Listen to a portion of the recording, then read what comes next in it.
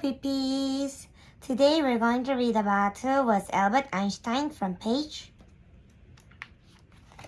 44 to page 48. Now let's get started.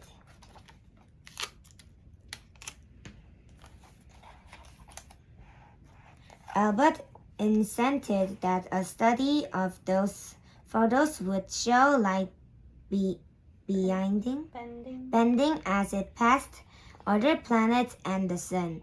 All Albert needed to do was wait about 4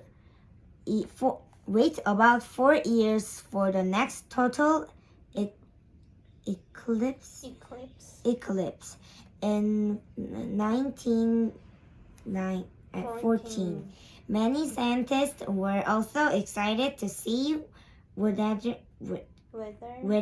Albert's light theory was correct. In 1911, plans were begun to send a group of scientists to Russia to test Albert's theory.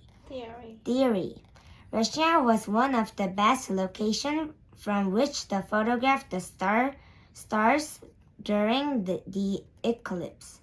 Of course, 1914 was still far in the future. In the meantime, Albert continued to think, give lectures, and develop this eccentric genius style. Hopelessly absent-minded, he often forgot his apartment key even on his wedding night. Lost luggage, forgot to eat, and used money as a bookmark, then lost the book. He always buttoned just the top button of his coat. Why? It's simpler that way, he said. When Albert shaved, he used only water, which is a very painful way to shave.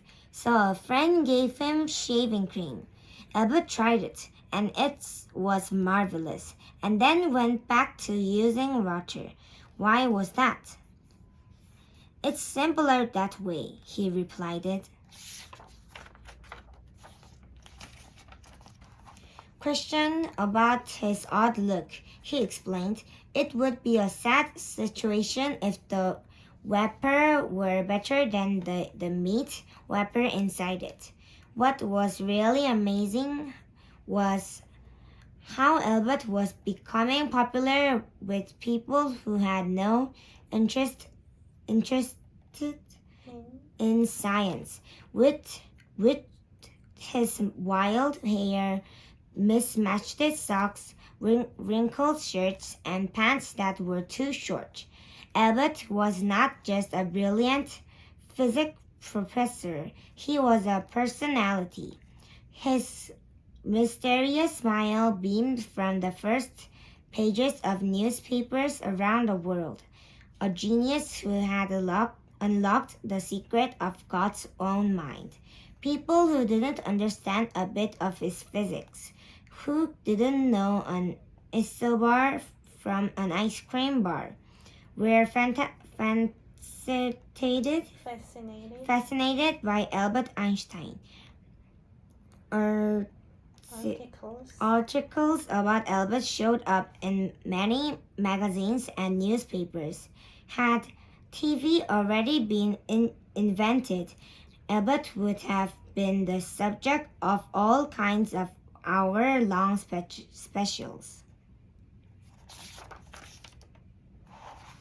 So today we read about who was Albert Einstein, and next time we'll continue it. Bye!